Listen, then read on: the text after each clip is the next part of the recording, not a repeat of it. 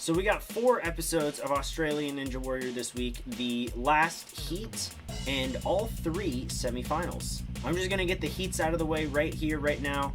All of my thoughts from last week, which covered the first 3 heats, are pretty much applicable to this 4th episode, which was the last heat. Overall, I really enjoyed the heats. I think that they were the best heats that we've had in 2022 at the very least so far. Who knows, maybe another show could surpass it, but it was enjoyable. The only thing that I wish that we had seen more of was more variety. The obstacles didn't really change, so having different obstacles would have been pretty fun. Also, just going to touch on this because I didn't touch on it last week, but it came back this week. The celebrity thing, I wanted to gouge my eyeballs out. I don't care for it, but at least it's for charity. It's for a great cause.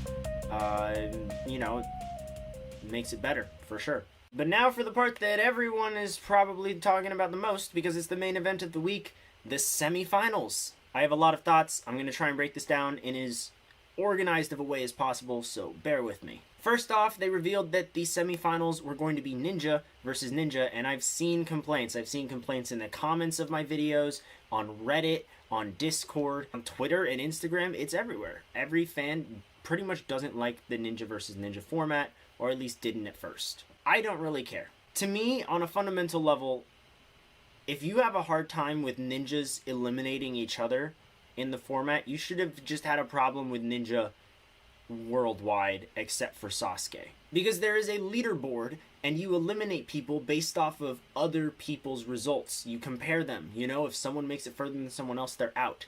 So to me, doing this basic premise of ninjas eliminating each other is literally nothing new, and that's not the part that people should be mad about. I totally understand that this does rob some really good competitors of a spot in the grand final.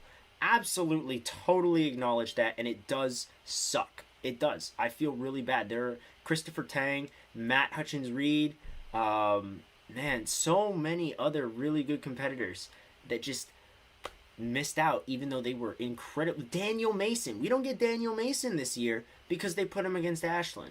I'll get to that soon. But honestly, with the format, I don't have a problem with it itself. I was just hoping for a good course and some good results, and honestly, they kind of delivered. The course was pretty unfailable unless you were rushing, which is good because a lot of the semifinalists did not do very well in the heats. So it's good that we actually had runs that covered the entire course, or most of the course. A lot of the races ended or made it to the 5th obstacle, which I think is a good sign of evenly matched races. And honestly, the races were really entertaining.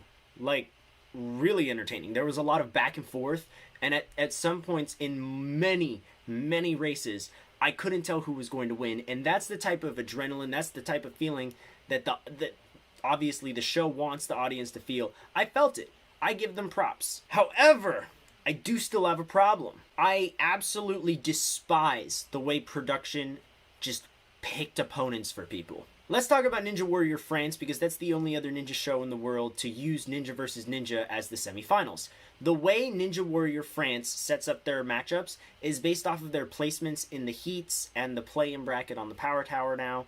But it's based off of placements. First, we'll face 12th, second, we'll face 11th, and so on and so forth. Australian Ninja Warrior just threw people together, and it really made me mad. It's very clear that they prioritized spinning stories in these matchups as opposed to actually having a fair competition, and it bothers me to high heaven. They're really trying to hype up this teenage takeover, but the only way the teens qualified most of the time, not most of the time, all of the time, was when one teen was racing another, because it guaranteed that a teen would qualify. Every time a teen raced an adult, the adult won. I knew, as soon as they said that the advantage would be picking your opponent, the Power Pool winners get to pick their opponent, I knew immediately that production was going to spin whatever stories they could just for the sake of having ratings and stuff. And it's honestly a big load of BS. Tell me why all of the women got to race each other, but one woman had to race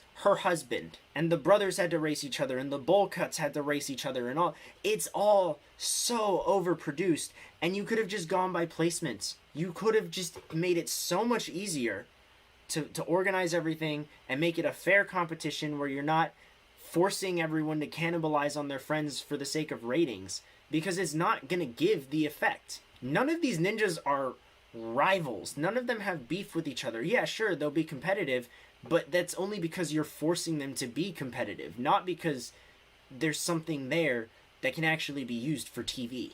And so that part of the semifinals just really bothers me. The winners of the Ninja versus Ninja matchups would then do 3 more obstacles for a shot at a safety pass, which they call a second chance there.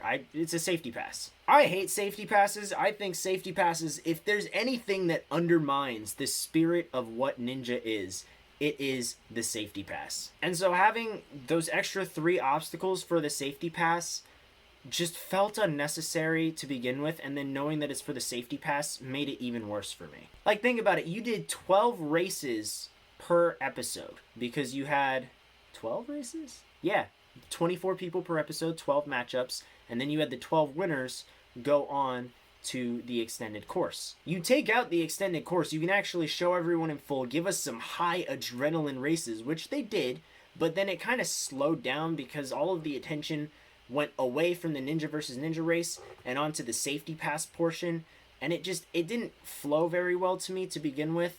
Not to mention they didn't change the obstacles, so it wasn't as fun. It definitely got a little boring after a while. And then all this to say it's for a safety pass, and I'm not sold on it. Just never will be. However, I will admit that that extended course did give us one of the most hype moments in Ninja for me, which was Olivia Vivian beating out Fred Dorrington by a second and becoming the first woman to ever be at the top of a leaderboard.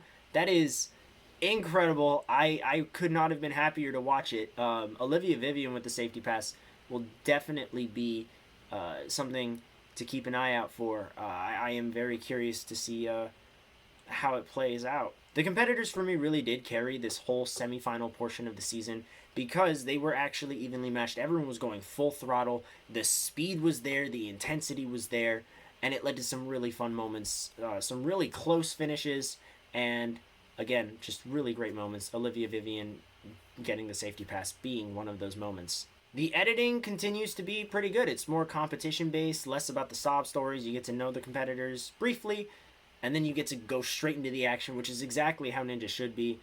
We shouldn't be going off on massive tangents in sob stories because it's just not... It takes away from the obstacles, and I think Australia keeping the focus on the obstacles and the competitors is a really smart idea. The commentary continues to be atrociously bad. Oh my gosh, there is just no life, no energy, no fun to these guys, and they might genuinely be the worst hosts in Ninja history, or at least they're on the list. I can tell when hosts are having fun and doing well with their jobs, even if I'm not speaking their language. The hosts of Ninja Israel, the hosts of Ninja Warrior Germany, they bring life to the show. These guys do not. Woody and Will are definitely carrying this for me. They had some good moments, and they've definitely improved since the first few episodes. I'm actually enjoying their sideline work, and yeah, props to them, but Jim and Layla are not doing it for me. You guys, in the end, Australian Ninja Warrior's second week of episodes is a bit of a mixed bag, and it's a bit of a double-edged sword. I think that the presentation of these episodes was actually pretty good, and it led to some entertaining runs, and some pretty quality courses were there, so I'm not mad about it. But at the same time, the packaging itself just wasn't doing it for me. I don't like safety passes. A bunch of ninjas definitely got robbed from Ninja versus Ninja, and production is trying way too hard to spin narratives that just aren't there, and it's starting to hurt the show. I can feel it hurting the show, and I really hope it doesn't hurt them in the grand final, but yeah. So those are my thoughts on the 4th, 5th, 6th, and 7th episodes of Ninja Warrior in Australia, Season 6. Wow, I didn't even say the show name right. Comment below what you guys think. If you guys want to watch the episodes with me, I'll be hosting them on my Discord server. The link is in the description below. And as always, if you guys like this video, you want to see more, come back next week because I'll be reviewing the last 3 episodes of the season. And of course, if you don't want to miss any more videos by me, be sure to subscribe. Thank you guys. See you next time.